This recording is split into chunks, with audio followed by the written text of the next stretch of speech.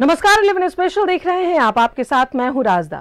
29 दिसंबर को हेमंत सरकार के 4 साल पूरे हो रहे हैं, लेकिन सरकार के इन 4 सालों के कार्यकाल को बीजेपी ने फ्लॉप बताया है। हेमंत सरकार के 4 साल पर बीजेपी ने आरोप पत्र जारी किए और सरकार को फाइल फोल्डर और बॉस की सरकार करार दिया।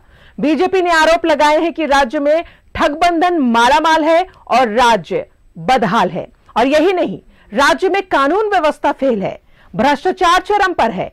मुख्यमंत्री भ्रष्टाचारियों को बचा रहे हैं, मुख्यमंत्री खुद ईडी से भाग रहे हैं। दूसरी ओर सरकार के 4 साल पर सीएम ने सरकार की उपलब्धियां गिनाई। सीएम ने कहा कि इन 4 सालों में राज्य को दिशा देने की कोशिश की गई, सरकारी कर्मियों को संवेदनशील बनाया, हर वर्ग के विकास का प्रयास हो रहा है। मुख्यमंत्री ने कहा कि राज्य में ओल्ड पेंशन स्कीम लागू हुई, यूनिवर्सल पेंशन योजना की शुरुआत की। वहीं ईडी से भागने के बीजेपी के आरोप पर कहा कि ईडी भी कायदे कानून से चलती है। ईडी प्रकरण को पूरा देश देख रहा है। उन्होंने पूछा कि क्या आपको लगता है कि मैं ईडी से भाग रहा हूं?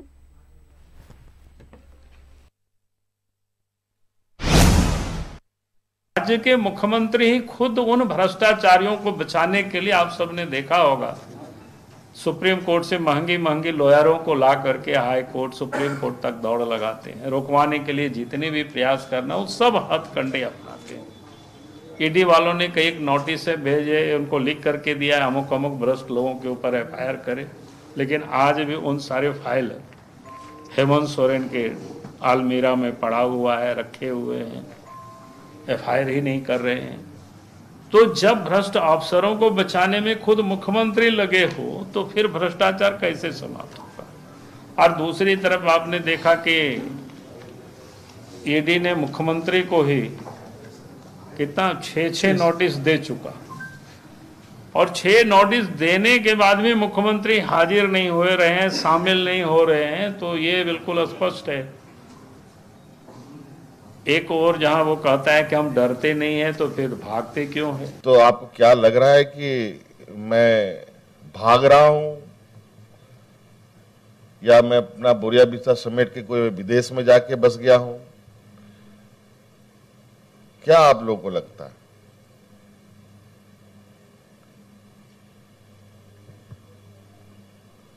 और पहले एक सवाल भाई साहब ने किया, योजना बनता है तो सही लोगों को कभी कभी या नहीं मिलता है, या सही लोगों तक नहीं पहुंचता है। तो आज अगर राजनीतिक लोगों पर इतने आरोप लगते हैं, तो क्या संवैधानिक संस्थाओं पर आरोप नहीं है क्या? पूरे राज्य नहीं, पूरे देश में उसकी चर्चा है। अब पूरे 4 वर्षों तक आप देखें तो सरकार ने कोई लीगल काम नहीं किया, सब इलीगल काम ही किया। चाहे वो बालू का हो, नदी नालों से बालू की उठाव हो, ऑक्शन नहीं हुआ। विदाउट ऑक्शन के ही सारे बालू को यहां से वहां पार करवा दिया।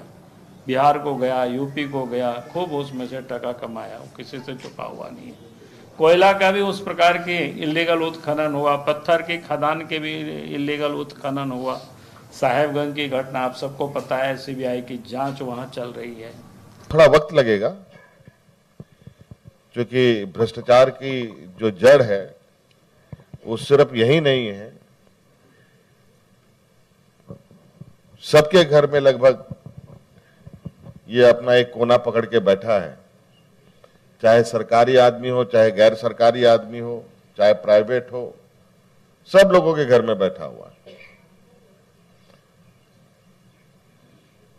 हमको मालूम है कि लोगों को वृद्धा पेंशन के लिए कितने दलालों का चक्कर काटना पड़ता था, विधवा पेंशन के लिए कितना दलालों के चक्कर काटने पड़े, विकलांगों को कितना चक्कर काटना पड़ा, क्योंकि ब्लॉक ऑफिस और जिला कार्यालय का जो बाउंड्री है, मुझे लगता है कि ईंटा गिट्टी का नहीं बल्कि दलालों का बन गया है आज। इसीलिए उन सारे कार्यों को हम लोग उन 4 दीवारी से बाहर निकाल करके गांव-गांव और पंचायत में ले जा करके शिविर लगा रहे हैं। इस प्रदेश में कानून व्यवस्था इतनी बिगड़ी हुई है, कहीं भी लोग सुरक्षित आज की तारीख में नहीं है। चोरी, डकैती, हत्या, अपहरण, ये सब बिल्कुल आम बात हो गई है। बहु बेटियां भी सुरक्षित नहीं है। अब तो स्थिति क्या है कि एक शहर जहां धनबाद आप जाएंगे, वहां तो छोटे छोटे उद्यम में भी, व्यवसाय भी, उनके नोटी क्या कहते हैं, व्हाट्सएप पर कॉल किया जाता है, वीडियो कॉल किया जाता है, मैसेज भेजा जाता है। अब तो डर से पुलिस को भी लोग मैसेज नहीं दिखाते हैं। स्वच्छ वातावरण है उसको खराब करने का प्रयास करते हैं। अभी चुनाव में और भी होगा। अभी चुनाव जैसे जैसे आएगा बहुत सारी चीजें, आपको नई नई चीजें देखने को मिलेंगी।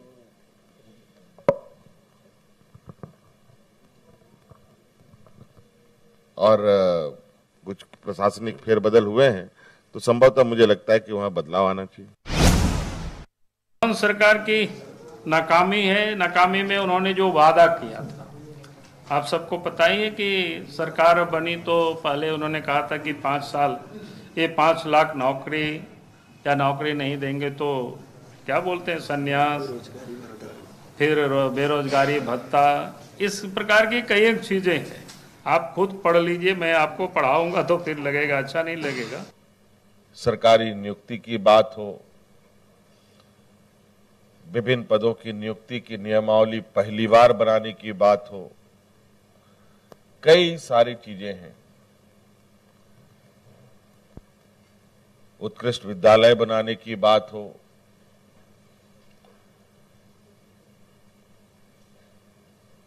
राज्य के अंदर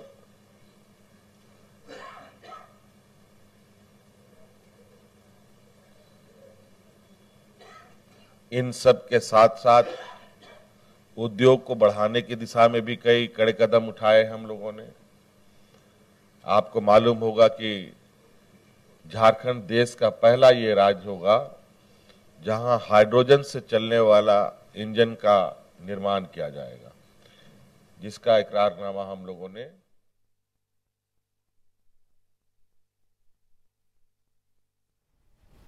तो 29 दिसंबर को हेमंत सरकार के कार्यकाल के 4 साल पूरे हो रहे हैं। इस दौरान अगर बीजेपी की बात करें तो आरोप पत्र उन्होंने बनाया है और सीएम ने अपने तरफ से जो उपलब्धियां की हैं वो गिनवाई है। सीधा जुड़ेंगे, हमारे साथ सहयोगी विपिन उपाध्याय मौजूद है। विपिन, सीएम के कार्यकाल को पूरे 4 साल हो रहे हैं, हेमंत सरकार के कार्यकाल को। इस दौरान अगर पक्ष विपक्ष की बात करें तो जाहिर तौर पर यह तो पता ही था कि आरोप पत्र बीजेपी की तरफ से आएगा और उपलब्धियां सरकार गिनवाएगी। जी बिल्कुल राजदा, 29 दिसंबर 2019 को हेमंत सोरेन की अगुवाई में गठबंधन की जो सरकार बनी थी उसके 4 साल कल पूरे हो जाएंगे। 23 वर्षों के झारखंड के राजनीतिक इतिहास पे अगर हम नज़र डालते हैं तो रघुवर दास के बाद हेमंत सोरेन ऐसे दूसरे मुख्यमंत्री हैं जिन्होंने लगातार 4 साल तक सत्ता चलाई है, जिनके अगुवाई में राज्य की सरकार चली हो। और आज उसी कड़ी में अपने 4 साल से एक दिन पूर्व हेमंत सोरेन ने अपने 4 साल के कार्यकाल की उपलब्धियों की एक फहरिस्त जारी की। हालांकि जिस तरीके से ये कार्यक्रम आयोजित था मुख्यमंत्री संवाद के नाम पर, उसमें हर एक सवाल का तकरीबन 1 घंटे 5 मिनट तक चले इस कार्यक्रम में मुख्यमंत्री हेमंत सोरेन ने हर एक सवाल का पूरे मुस्तैदी के साथ और बेबाक अंदाज में जवाब दिया। चाहे मामला ईडी के द्वारा समन किए जाने का रहा हो, राम मंदिर का मसला रहा हो, या फिर धनबाद में जो विधि व्यवस्था चरमराई हो, उस विषय पर सवाल जो भी मुख्यमंत्री से किए गए, सब पर मुख्यमंत्री ने अपनी राय रखी, बीते 4 साल का अनुभव साझा किया और बचा हुआ जो 1 साल का कार्यकाल है इस सरकार का, उसमें अपनी सरकार का जो विजन है वो मुख्यमंत्री ने सामने रखा है। बात रोजगार की करे या फिर रोटी कपड़ा और मकान की, सब पर सरकार ने अपनी तरफ से एक प्रयास किया इस प्रेस कॉन्फ्रेंस के माध्यम से रिपोर्ट पेश करने का कि सरकार ने क्या कुछ किया है। जिस तरीके से सवाल जब सीएम से किया गया कि ईडी के 6 समन के बाद भी वो अब तक क्यों नहीं गए हैं, तो इस पर उन्होंने साफ तौर पर कहा कि अगर ये विपक्ष का सवाल है तो इस पर जवाब देना उचित नहीं है। है। लेकिन अगर ये सवाल पत्रकारों की तरफ से है तो उसमें उन्होंने सीधे तौर पर कहा कि वो कहीं भाग नहीं रहे हैं, विदेश नहीं जा रहे हैं और देश कानून से चलता है, ईडी भी कानून से चलेगा और राज्य सरकार भी कानून से चल रही है। तो सीधा स्पष्ट था कि एक संकेत सीएम ने दिया कि जो समन को लेकर लगातार उन्होंने बातें कही है उसमें वो स्थिति स्पष्ट नहीं है कि सीएम को किस हैसियत से बुलाया जा रहा है। जब रोजगार की बात आई तो नियुक्ति नियमावली का हवाला मुख्यमंत्री ने दिया, बताया और यह भी कहा कि आने वाले समय में सरकार और रोजगार राज्य में देने जा रही है। चाहे बात अबुआ आवास की हो, सर्वजन पेंशन की हो या फिर जो एक बड़ी उपलब्धि जिसे सरकार अपने इस 4 साल के कार्यकाल में मानती है कि आपकी सरकार आपके द्वार आपके अधिकार कार्यक्रम जो बीते 3 वर्षों से लगातार चल रहा है, इसका उदाहरण मुख्यमंत्री ने इस शब्दों में दिया कि हर जो राज्य के नागरिक हो उनको इस महीने का इंतजार होता है जब राज्य की सरकार उनके दरवाजे तक जाती है। सर्वजन पेंशन जो सरकार ने लाया है उसे एक बड़ा गेम चेंजर सरकार मांगती है। तो कुल मिलाकर 4 साल की उपलब्धियों में कोरोना काल का भी जिक्र रहा, सरकार के द्वारा किए गए कामकाज का भी जिक्र रहा, कानून व्यवस्था पर भी सीएम ने कहा और जो विपक्ष के द्वारा आरोप लगाए गए हैं उस पर भी सरकार का पक्ष राज्य के मुखिया हेमंत सोरेन ने आज रखा है। राजदा जी, चलिए हमारे साथ सहयोगी राकेश भी बने हुए हैं, जरा उनसे भी जुड़ ले। राकेश, सरकार हेमंत सरकार के कार्यकाल को कल पूरे 4 साल हो रहे हैं और इन 4 सालों में आरोप पत्र बीजेपी की तरफ से जारी किया गया है। सीएम ने भी अपनी उपलब्धियां गिनवाई है। जाहिर तौर पर अगर बीजेपी की बात करें तो कई ऐसे मुद्दे हैं जिसे लेकर सवाल उठाए गए हैं, चाहे वो करप्शन हो, चाहे वो ईडी हो, चाहे वो कई तरह की स्कीमें हो जो आज तक धरातल पर नहीं उतर पाई है। और जाहिर तौर पर सीएम ने अपनी तरफ से जो बातें रखी, कटाक्ष किया, वो भी हमने सुना। बीजेपी की जो लगातार सवाल पे सवाल, चाहे वो किसी भी मंच से हो, वो सीधा सीधा करप्शन को लेकर हो रहा है। देखिए राजदा, जिस तरीके से राज्य के हालात हैं, 4 साल का कार्यकाल हेमंत सोरेन ने जरूर पूरा किया है, लेकिन जो सवाल बने हुए हैं उसको लेकर बीजेपी ने एक कहीं न कहीं आरोप पत्र जारी किया है और उस आरोप पत्र की तहकीकात की जाए, उसके अंदर जाने की बात की जाए तो कई ऐसे मुद्दे हैं जिसको राज्य गठन के समय बातचीत की गई थी और इसके बाद से हाल के 4 साल के दिनों की चर्चा की गई है। कई मुद्दे ऐसे थे जिसको लेकर कहीं न कहीं बीजेपी ने पहले भी सवाल खड़ा किए हैं, खास करके भ्रष्टाचार को लेकर के सवाल खड़े किए हैं और साथ साथ ये कहा है कि जो बुनियादी मुद्दे थे, चाहे स्थानीय नीति की बात हो, रोजगार देने की बात हो या फिर अन्य जो मामले थे जिसको लेकर राज्य में लगातार आंदोलन होता रहा है, इन सारे मुद्दों पे कहीं न कहीं हेमंत सरकार फेलियर हुई है और इसको लेकर अब वे आगे की रणनीति बनाएंगे क्योंकि आने वाला वर्ष काफी अहम होगा राज्य के लिए। 4 साल के बाद से 5वां साल जब आएगा उस समय चुनावी वर्ष होगा और चुनावी वर्ष होने के नाते इस साल तमाम राजनीतिक दल के लोगों के लिए एक बड़ी चुनौती होगी कि जनता के सामने किस तरीके से वे पेश आए। जी बिल्कुल, तो सरकार के कार्यकाल को पूरे 4 साल कल हो रहे हैं और जाहिर तौर पर ऐसी उम्मीद थी, ऐसी तस्वीरें सामने आनी थी। चूंकि मिशन 2024 की भी तैयारी चल रही है राकेश, और 2024 को लेकर भी कहीं ना कहीं लोग जो है, दल जो है वो आगे बढ़ रहा है और यही तमाम चीजें हैं जिसे देखते हुए लोग, जो आम जनता है वो आगे बढ़ेगी, वोट करेगी और अपना प्रतिनिधित्व जो भी सुचारू रूप से चला सके राज्य को या केंद्र को, उस पर मुहर लगाएगी। चलिए हमारे साथ हमारे गेस्ट भी मौजूद है, उनसे भी आपका परिचय करा दें। मुख्यमंत्री हेमंत सोरेन के कार्यकाल को, इनके सरकार के कार्यकाल को पूरे 4 साल हो रहे हैं कल, और इस दौरान अगर बात करें सीएम की तरफ से उपलब्धियां गिनवाई गई तो बीजेपी ने कई सवाल उठाए हैं, आरोप पत्र जारी किया है। इस पर आज हम चर्चा कर रहे हैं। हमारे जो गेस्ट मौजूद हैं उनसे आपका परिचय करा देते हैं। सरोज सिंह बीजेपी से हमारे साथ मौजूद है। सरोज जी, बहुत बहुत स्वागत है न्यूज 11 भारत में। ईश्वर आनंद हमारे साथ कांग्रेस से मौजूद है, आपका भी बहुत बहुत स्वागत है ईश्वर आनंद जी। नीलम मिश्रा हमारे साथ धनबाद से केंद्रीय सदस्य जुड़ी हुई है, जेएमएम से ये हमारे साथ जुड़ी हुई है। नीलम जी, बहुत बहुत स्वागत है न्यूज 11 भारत में। और आंचू से हमारे साथ विकास राणा है जो हजारीबाग से जुड़े हुए हैं। विकास जी, आपका भी बहुत बहुत स्वागत है न्यूज 11 भारत में।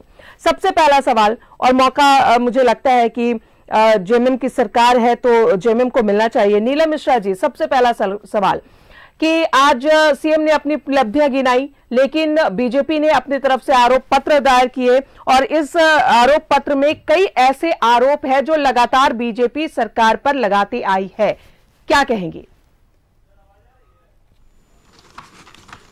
देखिए, बीजेपी का जो काम है, उसका जो नेचर है, वो अपना काम कर रही है।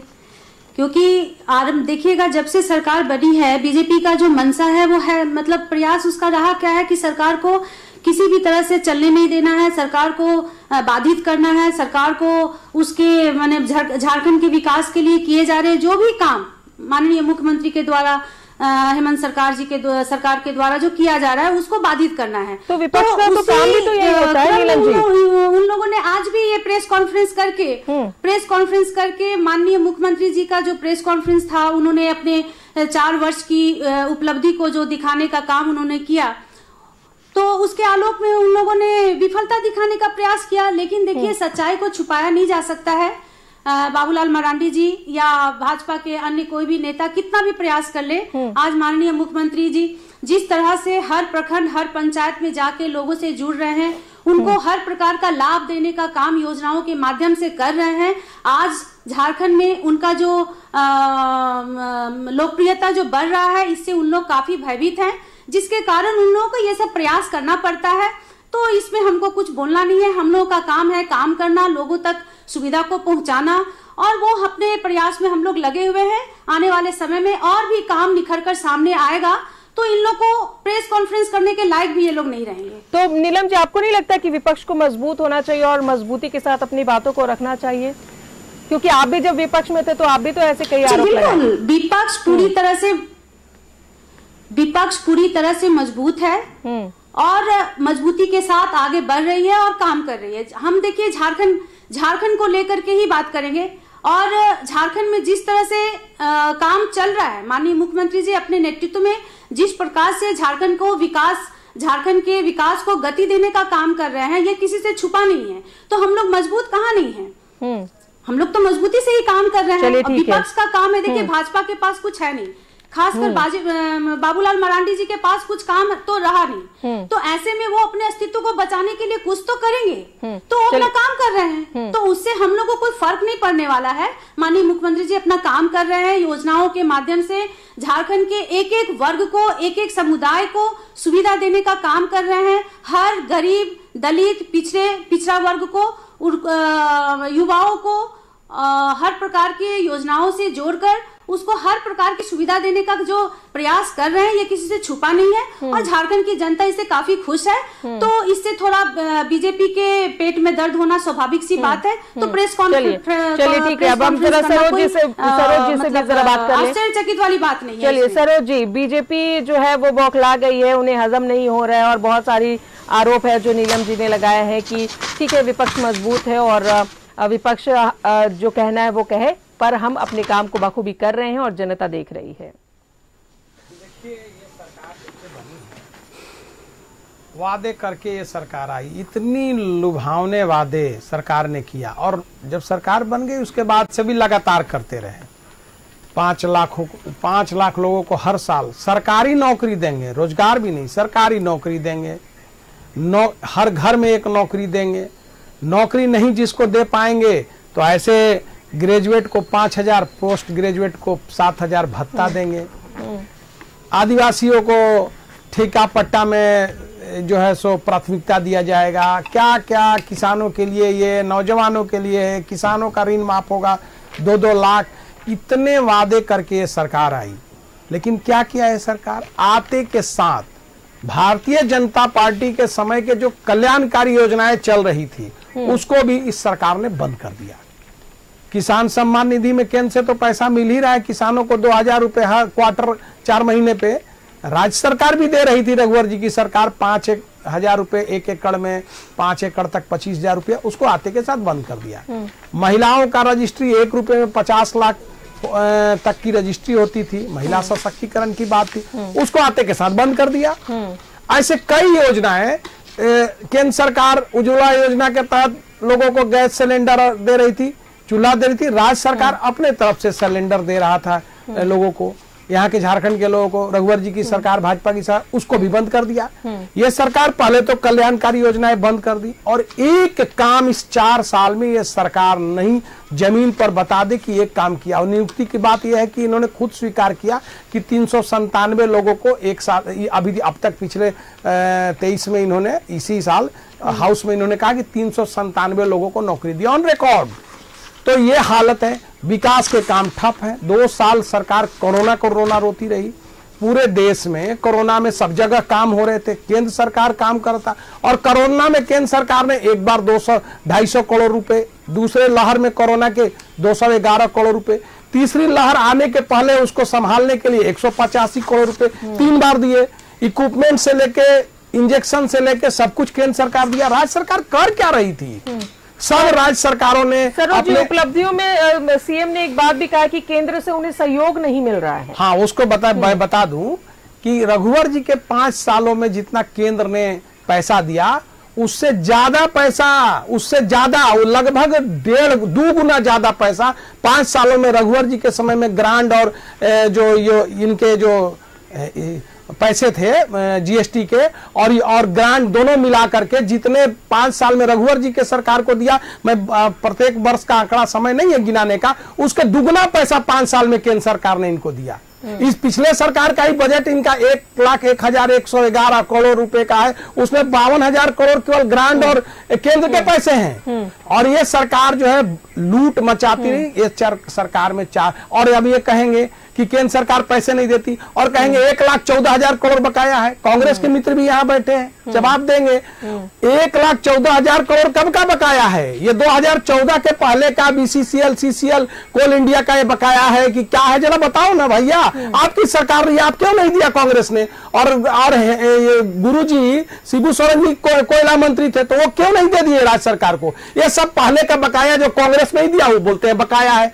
इधर तो पैसा केंद्र सरकार ने, बीजेपी के सरकार के बाद से पैसे बाकी नहीं है, सारे पैसे दुगने पैसे दिए गए हैं। मैं बता रहा हूं 5 साल में दुगना पैसा रघुवर जी के सरकार का और इस सरकार में। लेकिन ये सरकार को कुछ करना नहीं है, पूरा अकंठ भ्रष्टाचार में ये सरकार डूबी रही 5 साल।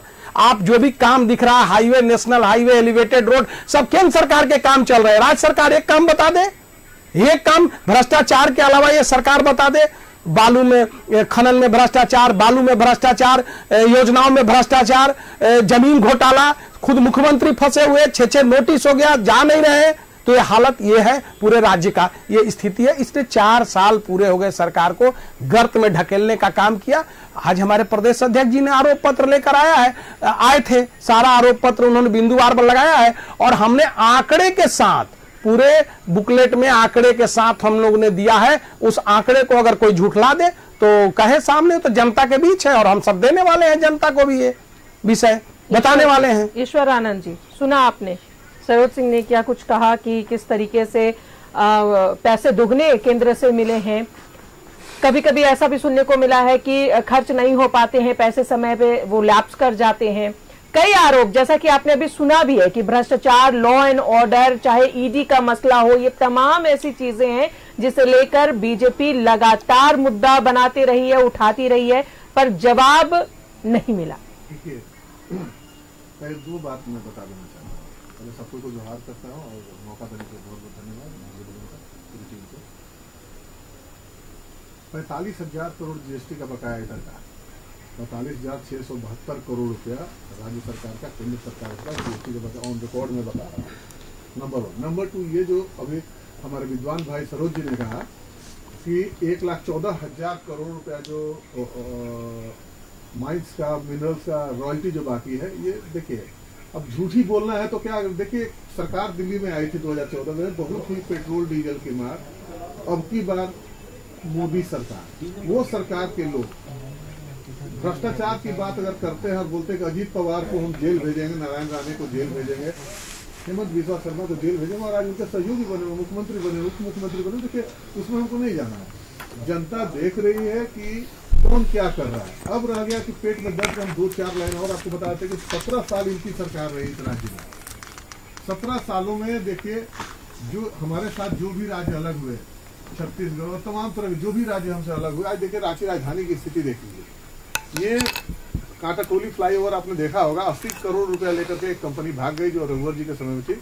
आज आप देख लीजिए कि अगले 6 महीने में आपको दिखने लगेगा कि राजधानी किसको बोलते हैं। एक छोटा सा मैं एग्जाम्पल दे रहा हूँ।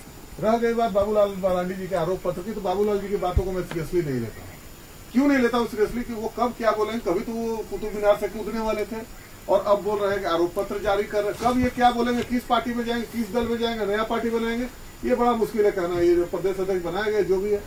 अब एक जो सबसे खास बात रह गई विकास की बात, तो चुनाव आने वाले हैं, सबको समझ में आ जाएगा। तो पिछले चुनाव में भी अगर आपने अच्छा काम किया होता तो जनता को क्यों मौका देती, गठबंधन की सरकार को क्यों मौका देती, माननीय हेमंत सोरेन जी क्यों मुख्यमंत्री बनते। आपने अच्छे काम नहीं किए, 17 साल आपको मौका दिया गया, अब आने वाले चुनाव में आपको समझ में आ जाएगा। और दूसरा है जो एक खास प्रश्न, तो यही तो वजह होती है ना कि लोग अपना थोड़ा सा मेंटालिटी चेंज करना चाहते हैं, लोग किसी और प्रत्याशी को जिताना चाहते हैं, पर अगर दूसरा प्रत्याशी भी जीत कर अगर वादे करे, दावे करे और सारे फेल हो जाए तो फिर जनता क्या करे? नहीं, आप बताइए, आप एक बहुत प्रबुद्ध पत्रकार हैं, जो केंद्र में जो सरकार आई कितने सारे वादे किए, काला धन से लेकर तमाम 2 करोड़ रोजगार की बातें करते थे, और अभी मंदिर घूम रहे हैं। मंदिर भैया हम भी कट्टर हिंदू हैं, 5 चौपाई अभी हम सुंदरकांड का, रामायण का सुना सकते हैं।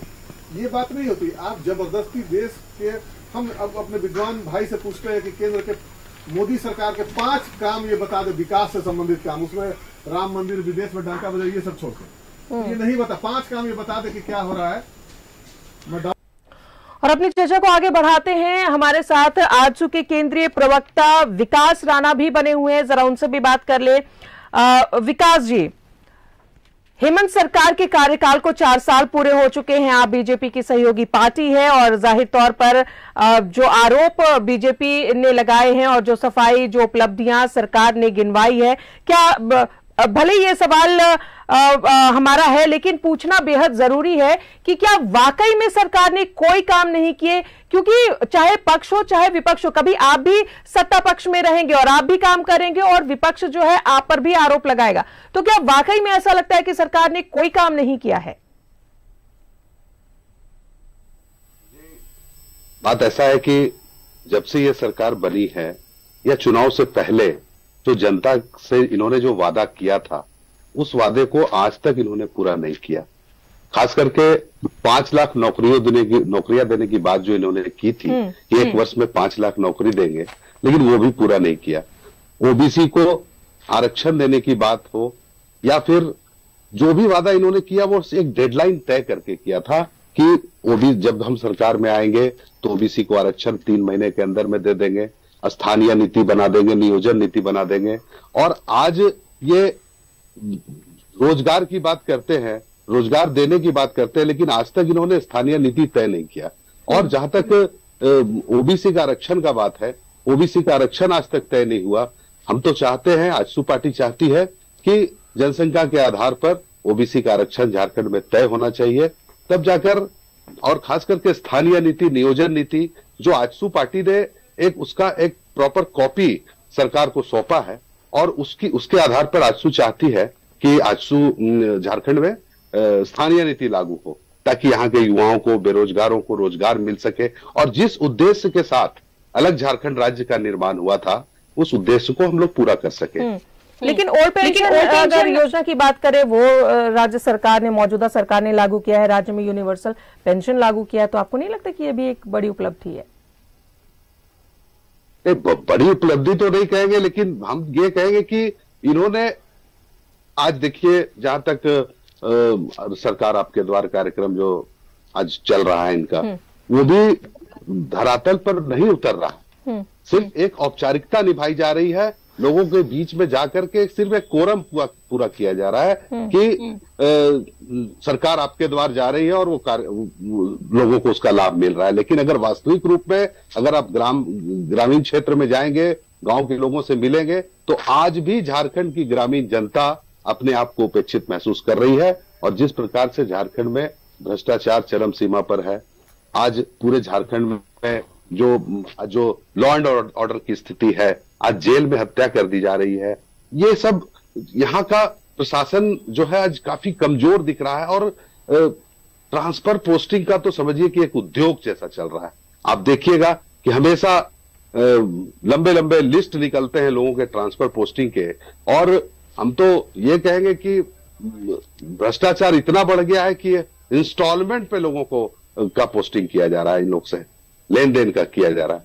हम चाहते हैं कि झारखंड का निर्माण, आजसू पार्टी चाहती है कि झारखंड का निर्माण हुआ था एक समता मूलक सोशल झारखंड राज्य का निर्माण के लिए हम लोग लग झारखंड राज्य की लड़ाई लड़े थे।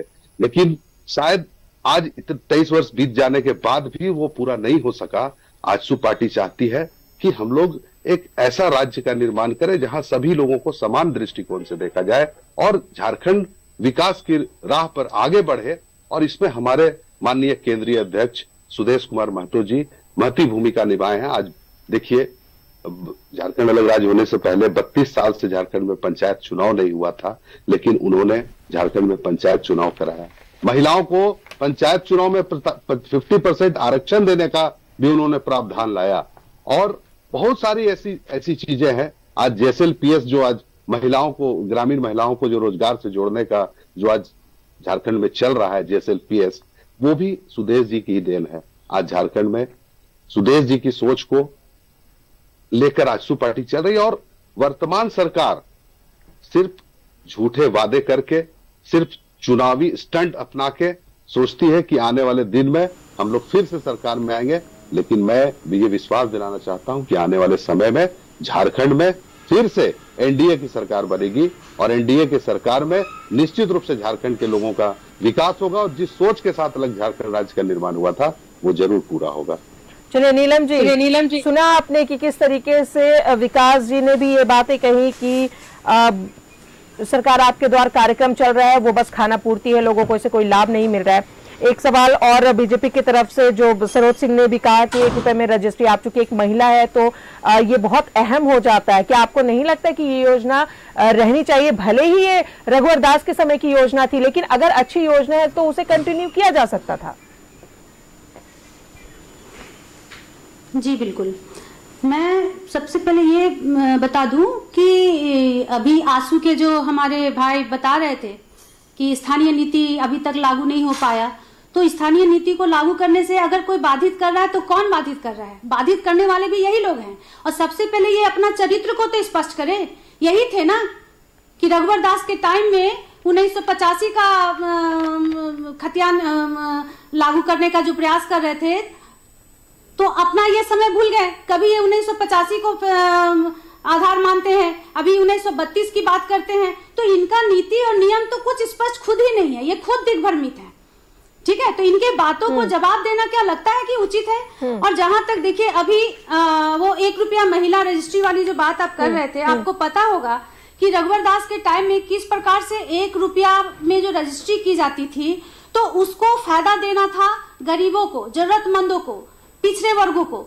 लेकिन इसका फायदा ऊंचे घराने, व्यवसायी वर्ग के लोग, पूंजीपति, बड़े बड़े बिजनेसमैन, बड़े बड़े पदाधिकारी, बड़े बड़े प्रशासनिक या जो भी बोलिए, वो लोग ही इसका लाभ ले रहे थे। गरीबों को इसका लाभ नहीं मिल रहा था, इसका दुरुपयोग हो रहा था। उन लोगों का ये जो स्कीम था, इसका लाभ गरीबों को बिल्कुल भी नहीं मिल रहा था, जिसके कारण इसको हटाया गया। और रांची में आप देखे थे किस प्रकार से कई केस पकड़ाए भी थे।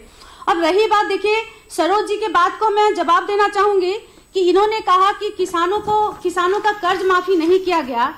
तो किसान, देखिए किसान क्रेडिट कार्ड से कम 20,40,862 किसान को जोड़ा गया और इनके बीच करीबन 10,09,012.19 करोड़ रुपए वितरित किए गए। और किसानों का ऋण माफी योजना के तहत 4.5 लाख किसानों को कम से कम 1,727 करोड़ रुपए का ऋण अभी तक माफ किया जा चुका है। और छूटे हुए किसानों को जल्द से जल्द जो ऋण है वो माफ करने का निर्देश भी दिया गया है। तो और आप लोग को देखिए, इन लोग को काम दिखेगा नहीं। सबसे बड़ी बात है कि इन लोग कभी काम किए नहीं, झारखंड को गर्त में लेकर के गए हैं। झारखंड के हर वर्ग को लूटने का काम इन लोगों ने किया है, हर व्यवस्था को इन लोगों ने पूरी तरह से चौपट कर दिया है। हमारी सरकार आई है, झारखंड को दुरुस्त करने का काम कर रही है।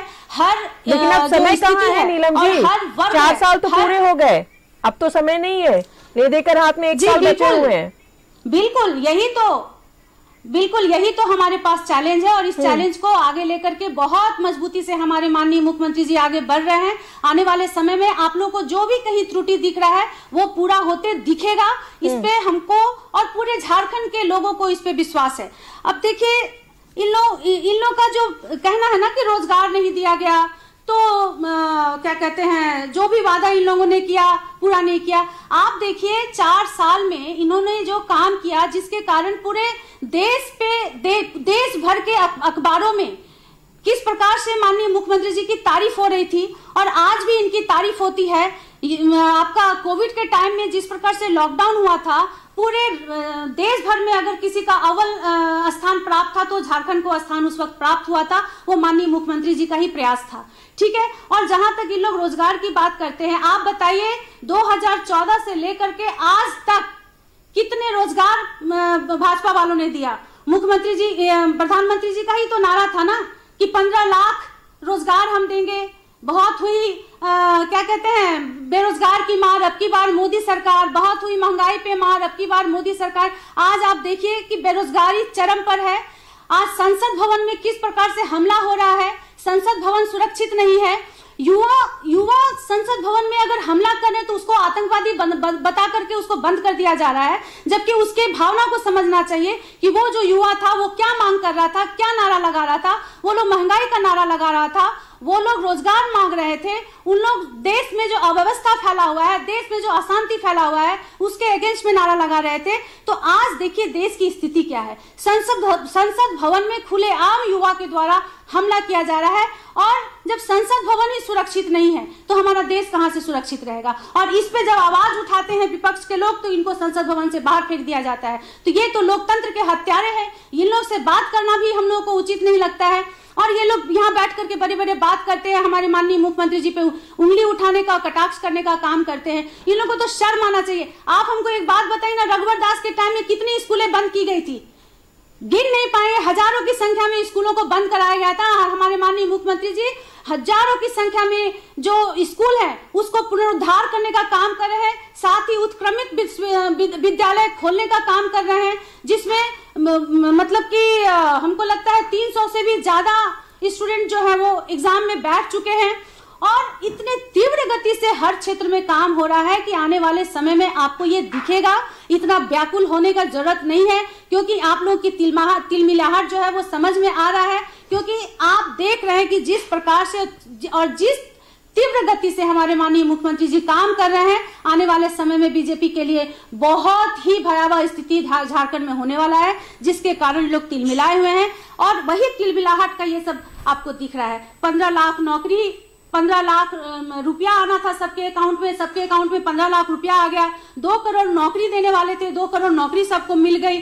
काला धन वापस आने वाला था, काला धन वापस आ गया। तो ये लोग क्या नोटबंदी से देश को गर्त में डाल दिए, व्यवसाय वर्ग चरमरा गया। ये लोग क्या बात करते हैं, अनाप शनाप, सिर्फ मुद्दे पे तो कोई बात करना नहीं है, इनको काम दिखता नहीं। आज देखिए सरोज जी, अगर हम लोग सिर्फ राज्य की बात करें, ठीक है नीलम जी, माननीय मुख्यमंत्री सरोज जी, अगर हम लोग केंद्र को छोड़कर सिर्फ राज्य की अगर बात करें तो नीलम जी ने भी साफ तौर पर आरोप लगाया 1932 के खतियान की बात इन्होंने की। नीलम जी जरा शांत हो जाए, आपकी बात हमने सुन ली है, आपकी बात हमने सुन ली है। स्थानीय नीति लागू नहीं करने देना चाहती है बीजेपी, ये भी कहा है नीलम जी ने। और अगर 1 रुपए रजिस्ट्री महिलाओं के नाम पर हो रही थी तो उसका दुरुपयोग किया जा रहा था, क्योंकि बड़े बड़े रसूखदार जो थे वो अपने परिवार की महिलाओं के नाम पर रजिस्ट्री करवा के उसका फायदा उठा रहे थे, जिस वजह से इस योजना को बंद की गई। आपने भी सुना कई ऐसे आरोप जेएमएम की तरफ से, जो मौजूदा सरकार है उसके तरफ से भी लगाए जा रहे हैं। अब जेएमएम के और ये लोग देखिए, नीलम जी आपको भटकाएंगे। इन लोगों का काम है, अगर ये उलझते हैं तो राम मंदिर, हिंदू मुस्लिम, इसके नीलम जी आपकी बातों को हमने बहुत अच्छे से सुना, हमारे मेहमानों ने भी अच्छे से सुन लिया। आप जरा उसका जवाब भी तो ले लें। देखिए बोलिए, कांग्रेस के प्रवक्ता ने जो है क्या क्या बोली वो तो सब लोग जनता सुन रही है। अब उन्होंने रजिस्ट्री कहा, उसमें प्रावधान था कि एक बार एक आदमी के नाम से रजिस्ट्री हो जाएगा, चाहे वो 10 लाख का हो, 50 लाख का हो, तो दोबारा नहीं होगा। और महिलाओं के नाम से हो रहा था, कम से कम महिलाओं के नाम से रजिस्ट्री हो रहे थे, उस पर भी आपत्ति है नीलम जी को। और रहा सवाल कि अगर महिलाओं का रजिस्ट्री में अगर बड़े बड़े घराने कर रहे थे तो किसानों को जो सम्मान निधि मिल रहा था, आशीर्वाद योजना, उसको क्यों बंद कर दिया? उसको तो चलाते। उज्ज्वला योजना में जो सरेंडर केंद्र सरकार के अलावा राज्य सरकार भी दे रही थी, उसको क्यों बंद कर दिया? ये लोग उसको तो चलाते, उसको बंद कर देते कह के। ये सरकार जो है, और कांग्रेस के मित्र ने भी कई आरोप लगाए। उन्होंने कहा कि बाबूलाल जी को कोई सीरियस नहीं लेता। हमारे प्रदेश अध्यक्ष श्री बाबूलाल मरांडी जी प्रथम मुख्यमंत्री रहे, इन्होंने कहा कि उनको कोई सीरियस नहीं लेता। अब इनके राहुल गांधी को कितना लोग सीरियस लेता है वो तो देश ही बता रहा है और रिजल्ट भी बता रहा है। नहीं, राहुल गांधी को कितना सीरियस ले रहा है सब जानते हैं। उसके बीच में मत बोलिए ना, हम आपकी बात, नीलम जी जरा शांत रहिए ना, वो सुन लीजिए ना। नीलम जी जरा शांत रहिए ना। नीलम जी आप तो अपनी बात बोलिए ना, आप बात लेने दें। अरे जवाब तो सुनिए ना। बैठी हूँ बट सही बात बोलिए। हाँ ठीक है, तो आप बीच में मत बोलिए ना, आप सही बात सब बोल दिए हैं। आप यही सही बात बोले हैं कि 10.5 लाख करोड़ रुपया राज्य सरकार माफ कर दिया किसानों का। 10.5 लाख करोड़ 5 साल का बजट नहीं है हेमंत जी का।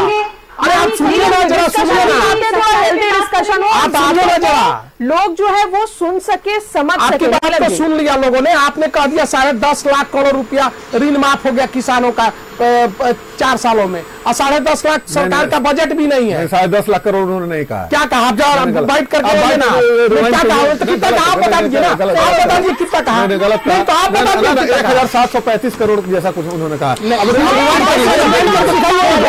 यही आप लोगों को झूठ नहीं लगा।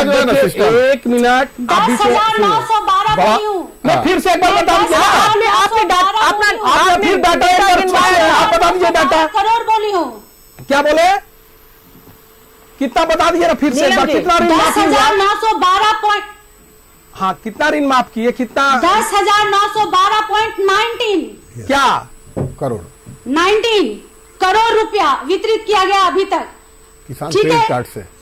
किसान क्रेडिट कार्ड नहीं, किसानों का ऋण कितना माफी हुआ? क्रेडिट कार्ड आप अलग बोली थी, जरा वो बताइए ना।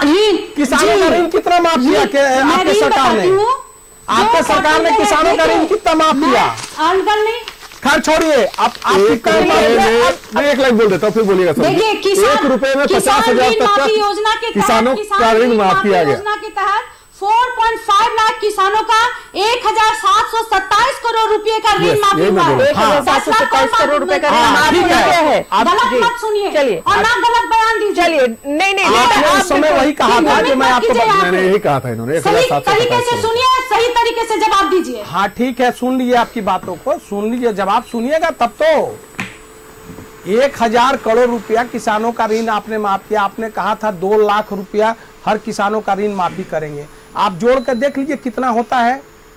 आपने जितना ऋण माफ किया ऊँट के मुंह में जीरा। अगर आप 1,007 करोड़ कह रही हैं तो 1,700, हाँ 1,700 करोड़ कह रही तो। और कांग्रेस के मित्र ने कहा कि केंद्र सरकार का कोई काम गिना दे। हाँ, अब ऐसा चश्मा लगा करके बैठेंगे तो केंद्र सरकार का काम कहाँ दिखेगा? गिनती गिनाइए ना, चश्मा उसमें छोड़िए, गिनती गिनाइए। सुनिए ना, बीच में सुनिए, बीच में मत बोलिए। चिल्लाना हमको भी आता है, बीच में नॉन स्टॉप आप बोल रहे थे, हम सुन रहे थे, जरा सुनिए ना जी। आप जरा उनको मना करिए ना, अरे उनको जरा मना करिए। आप बोल रही अपनी बात को, जरा शांत रहिए ना। लेकिन जाहिर तौर पर अगर सवाल है तो उसका जवाब सुनना पेशेंस के साथ बेहद जरूरी है। तो सरोज सिंह हम जवाब नहीं दे रहे हैं, आपने कहा हम जनता के लिए जवाब दे रहे हैं। आपको भी जनता करेगी, सरोज जी जनता करेगी। आप बात को सुनिए।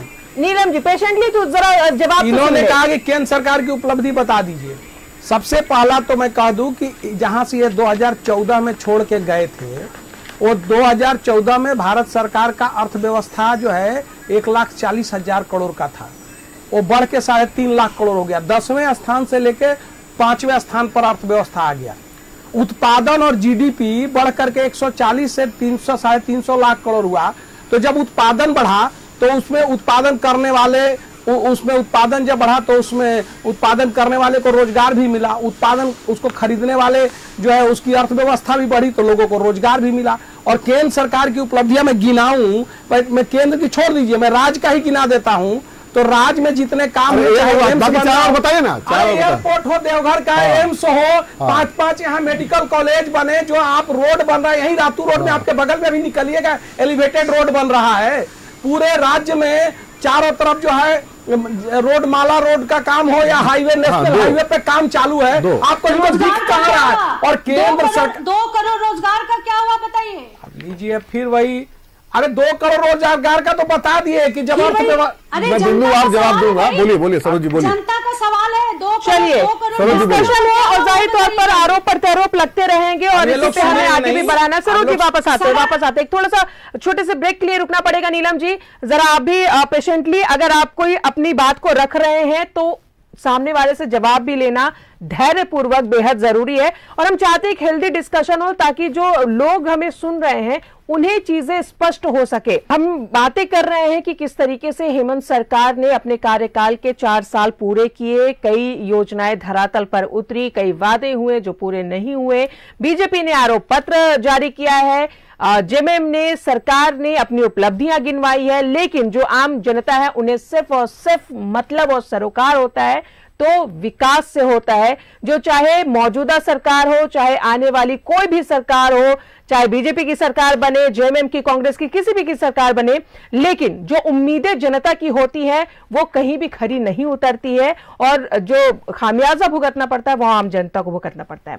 हमारे साथ विकास राणा जी भी हैं, उनसे भी जरा एक बार बातचीत कर लेते हैं। विकास जी, जाहिर तौर पर अब 1 साल सरकार के बचे हैं कार्यकाल को और वो चुनावी साल होगा। 4 साल में क्या नाकामियां रही सरकार की, वो जारी किया है आप लोगों ने, आपकी जो बीजेपी सहयोगी पार्टी है उन्होंने। क्या लगता है कि क्या आने वाले 1 साल में जो लोगों की उम्मीदें हैं, जाहिर तौर पर आपका जवाब हमें पता है, वो उम्मीदें पूरी हो पाएंगी? जो 4 वर्ष में इन्होंने नहीं कर पाया वो 1 वर्ष में कहां से पूरा हो पाएगा। और इनके पास कोई नीति भी नहीं है और ना ही इनके पास कोई नियत है। ये किसी भी तरह से केन प्रकारेन ये सत्ता में फिर से आना चाहते हैं, झूठ बोलकर। और खास करके जो ये इन्होंने जो एक गठबंधन बनाया है, इंडिया गठबंधन, हम तो कहेंगे ये घमंडिया गठबंधन है। और सिर्फ ये घमंड में चूर हो गए हैं और सत्ता के लालच में ये लोग सराबोर हैं और इन लोगों को जनता के हित की काम कुछ भी नहीं दिखाई दे रही है, सिर्फ अपना हित का ये लोग सोच रहे हैं और किसी तरह से फिर दोबारा सरकार में आना चाह रहे हैं। लेकिन चलिए समय नहीं हमारे पास, थोड़ा हम लोग जवाब लेंगे। अब ईश्वर आनंद जी, 1 साल बचे हैं, अब आपकी जो सहयोगी, आप जेएमएम की सहयोगी पार्टी हैं, 1 साल बचे हैं कार्यकाल को और जाहिर तौर पर चुनावी वर्ष होगा तो कई तरह की चीजें भी होंगी, तो क्या जो उम्मीदें बची हुई हैं जनता की वो पूरी हो पाएंगी?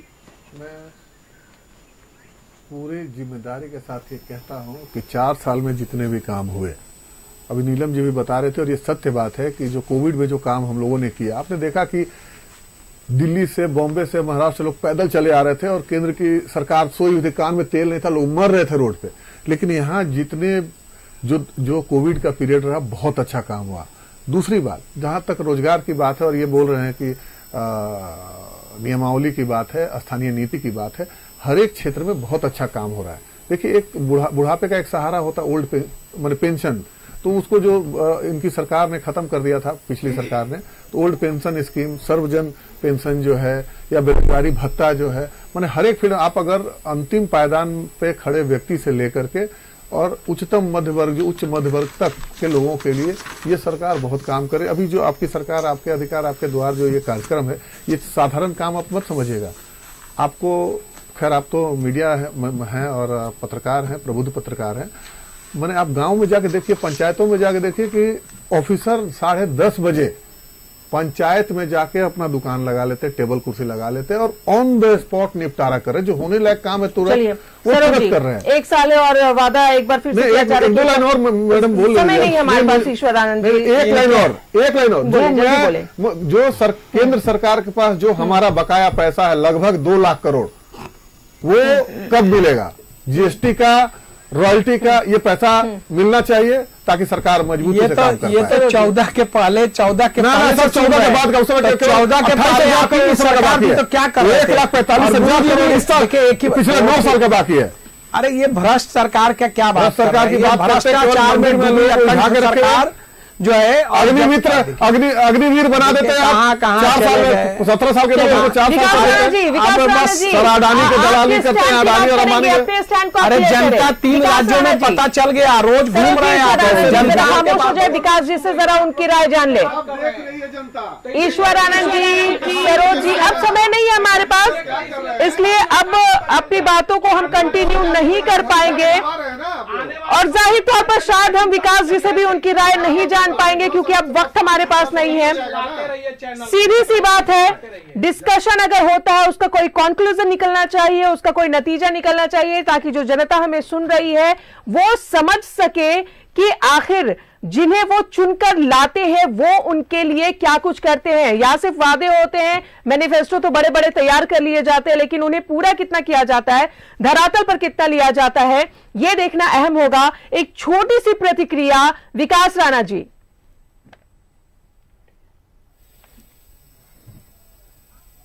चलिए, समय हमारे पास नहीं है और बहुत बहुत शुक्रिया आप चारों का हमसे जुड़ने के लिए, बातचीत करने के लिए। और उम्मीद है कि आने वाली जो सरकार जिसे आम जनता चुनेगी वो एक ऐसा सरकार होगी, क्योंकि हमारी कोशिश होती है, हम हमेशा से, चाहे वो बीजेपी की सरकार हो, जेएमएम कांग्रेस की सरकार हो, हम सिर्फ इसलिए यहां पे नहीं बैठे हैं कि जो आरोप प्रत्यारोप हो रहे हैं उस पर हम बातचीत कर सके। हम चाहते हैं कि कुछ ऐसी चीजें धरातल पर उतरे जिन्हें गर्व के साथ अच्छा लगे हम सभी को बात करने में, चाहे विपक्ष की पार्टी क्यों ना हो वो भी तारीफ करे सरकार की। बहुत बहुत शुक्रिया। 11 स्पेशल में फिलहाल इतना ही। नमस्कार।